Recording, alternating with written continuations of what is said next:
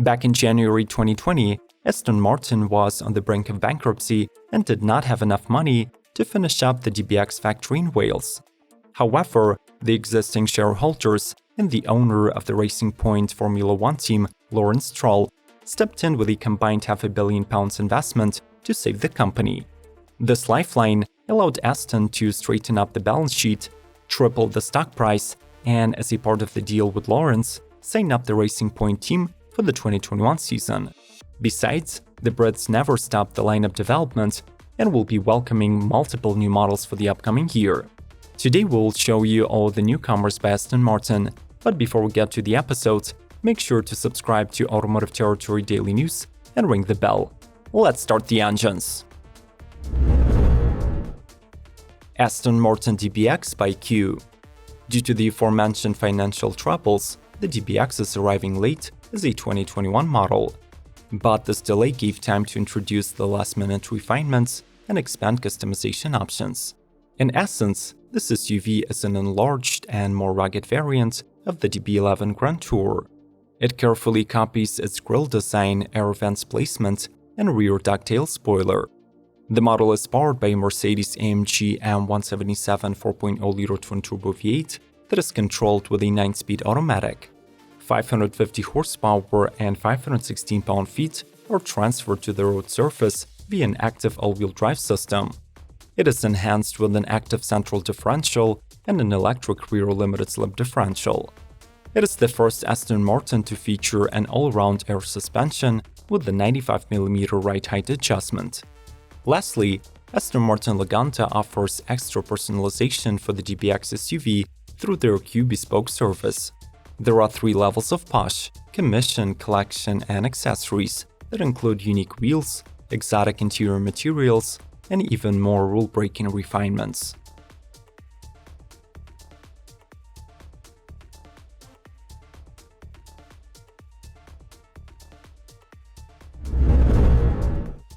Aston Martin DB5 continuation. The DB5 earned the status of the world's most famous car back in 1964, when it was driven by none other than the Agent 007 in the movie Goldfinger. Back in the day, 900 saloons were produced, and now, 55 years later, the elegant coupe returns to the limelight as a 25 units continuation series. It takes 4,500 hours for the Aston Martin Works division to meticulously construct each authentic reproduction with only minor sympathetic modifications and enhancements. This coupe is built on the mild steel chassis, wearing aluminum body panels with 290 horsepower, originating from a 4-liter naturally aspirated inline 6-cylinder. The rear-wheel drive DB5 has a 5-speed ZF manual and a mechanical limited-slip differential. Interestingly, the Goldfinger continuation was created in cooperation with Eon Productions, the original James Bond filmmaker, so all the units will arrive with a spy-inspired interior and exterior gadgets. Aston Martin Vantage Roadster. Even though the current Vantage Coupe does belong to the Gran Turismo class, in its nature it is a driver's car that can be raced hard, putting a big smile on your face.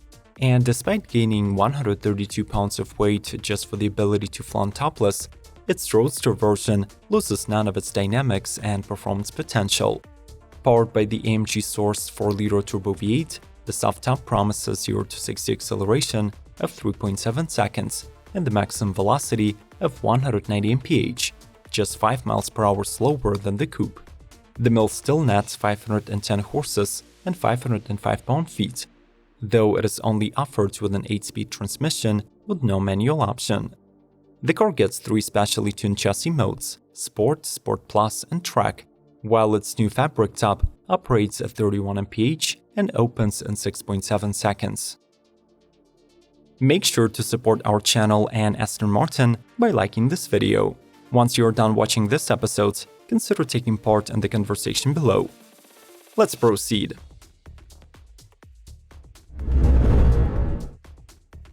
Aston Martin Valhalla. The imminent arrival of the third hypercar in the Aston Martin stables is getting closer, and we are ready to report on the latest news of its development process. The mid-engine son of Valkyrie shares the same styling and aerodynamics philosophy as its parent model, so there are pronounced front keel and large rear diffuser, with the bulk of the downforce generating underfloor.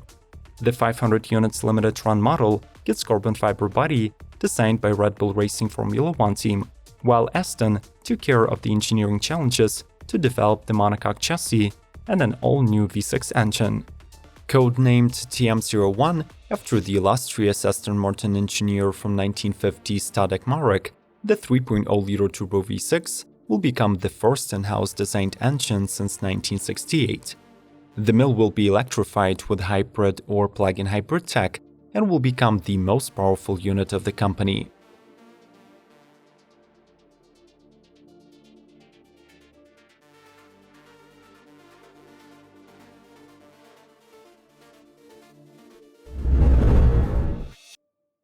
AMB001 by Aston Martin and BRAV Superior.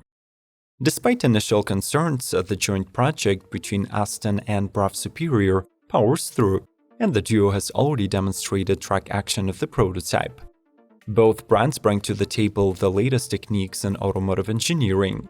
The chassis was CNC machined, engine acts as a fully load-bearing component, while carbon fiber rear subframe and titanium interfaces complement the structure. Further surprises await under the all-carbon fiber body panels. The 997cc A12 88-degree V-twin is actually enhanced with a modern low-inertia turbocharger and an intercooler. These modifications resolve the issues of the turbo bikes from the 1980s and improve efficiency. Plus, the rider gets 180 horsepower and huge amounts of torque over wide RPMs. Finally, the seat and handlebars were handcrafted with the finest leather and stitching, and all the logos were derived from the AMR supercars.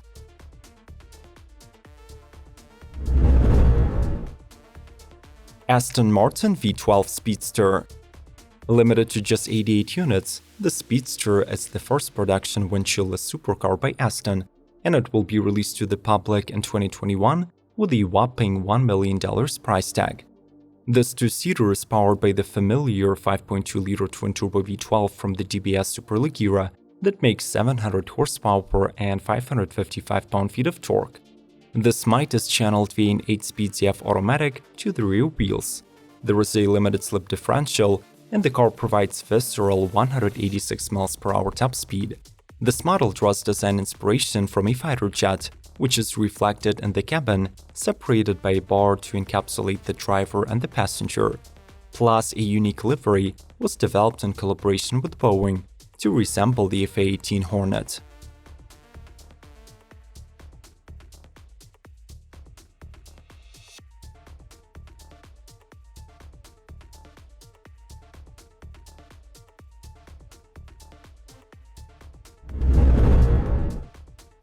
Aston Martin Vantage and DBR Superleggera 007 edition. While we are still doubting whether the 25th appearance of James Bond will take place in April 2021, Aston Martin is already accepting orders for the two honorary Bond models developed by the company's Q division. The first one is the 100-unit Vantage 007 edition, inspired by the original Aston Martin V8 as seen in the living daylights in 1987. It features the same aggressive bodywork as the regular Vantage, but adds a reshaped grille with chrome surround, a yellow diffuser, an authentic Cumberland grey exterior paint color. As for the DBS Superleggera 007 edition, it is even more exclusive, limited to just 25 units. The Q division improved the V12 powered car with 21-inch diamond-turned wheels, ceramic grey exterior, and carbon fiber roof, splitter, diffuser, and rear aero blade.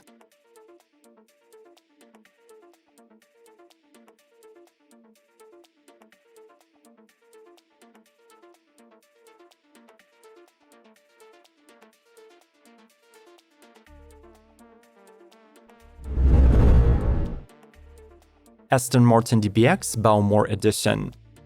Before any of the prominent tuning houses even had a chance to get their hands on the Marque's long-awaited SUV, Aston's own customization division is ready with their interpretation of the model.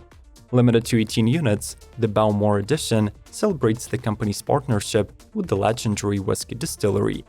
The car is wrapped in a gorgeous Bowmore blue exterior paint, though if you're not a fan of this hue, other shades are on the table as well, including an exclusive xenon gray.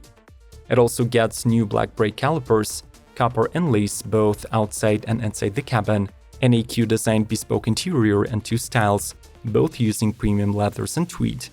As usual, the power comes from the 4-liter twin-turbo V8, topping out at 550 horses.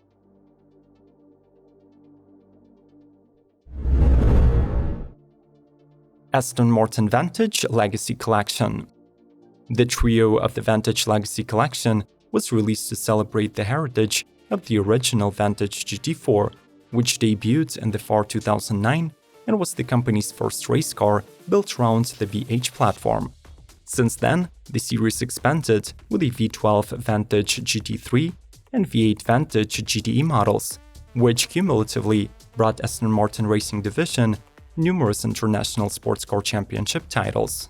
Sold as a 3-car set, the Racing Collection includes the final units from each model that will be specially produced for the occasion. All of them are race-ready, have brand new chassis, and wear famous sterling green liveries with yellow accents.